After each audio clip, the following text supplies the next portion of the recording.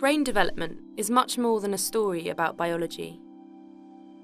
From the earliest years, relationships with others play a key role in shaping how our brain grows and develops. Early relationships, where there is abuse and neglect, have a long-term impact on children.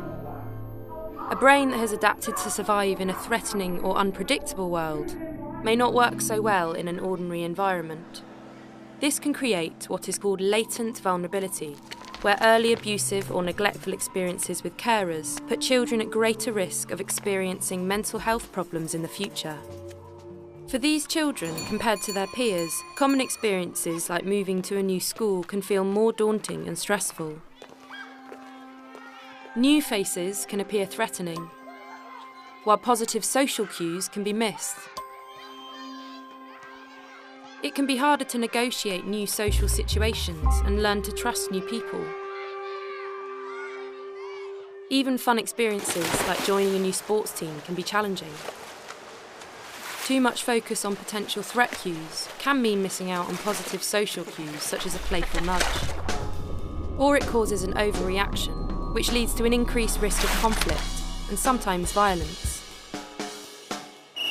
These reactions can increase the likelihood of generating new stressful events.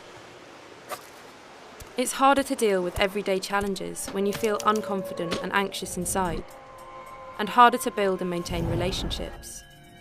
Over time, this can mean a child loses friends and the support of adults, and so misses out on opportunities to grow and develop. This social thinning can increase the risk of mental health problems in the future. Neuroscience research is beginning to shed new light on how vulnerability unfolds over a child's life. All children need care and stimulation from adults who value them and who show them attention and love. These experiences shape a child's brain development. When children face traumatic experiences like abuse and neglect, their brain adapts to help them cope. We know of changes in 3 different brain systems: the reward, memory, and threat systems. Experiences of domestic violence or physical abuse can lead to hypervigilance, where the brain reacts more to threat. This might help a child stay safe in an early adverse environment, but it can cause problems in more ordinary environments. Hypervigilance can best be understood as a pattern of adaptation, rather than a sign of damage.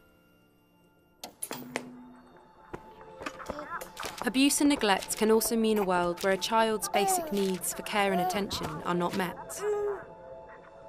This can shape the brain's reward system, the part of the brain that helps us learn about positive aspects of our environment and motivates our behaviour. Over time, the brain's reward system can learn to respond differently to things like positive social cues.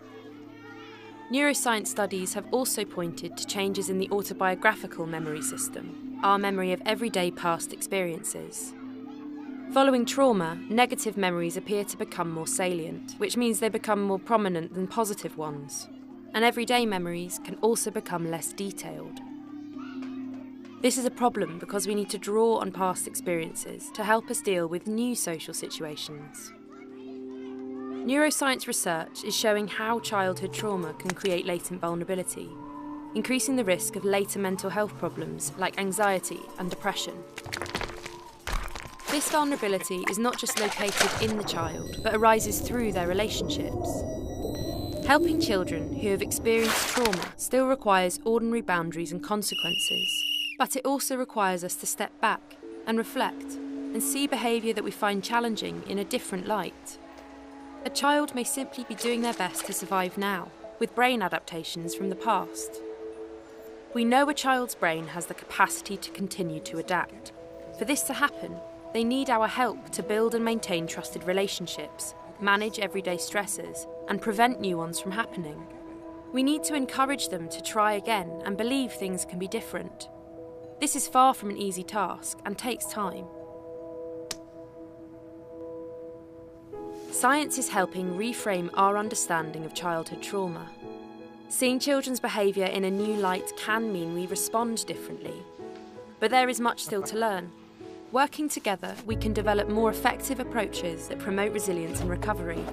We can help children build trusting relationships and create opportunities for their brains to adapt in new ways.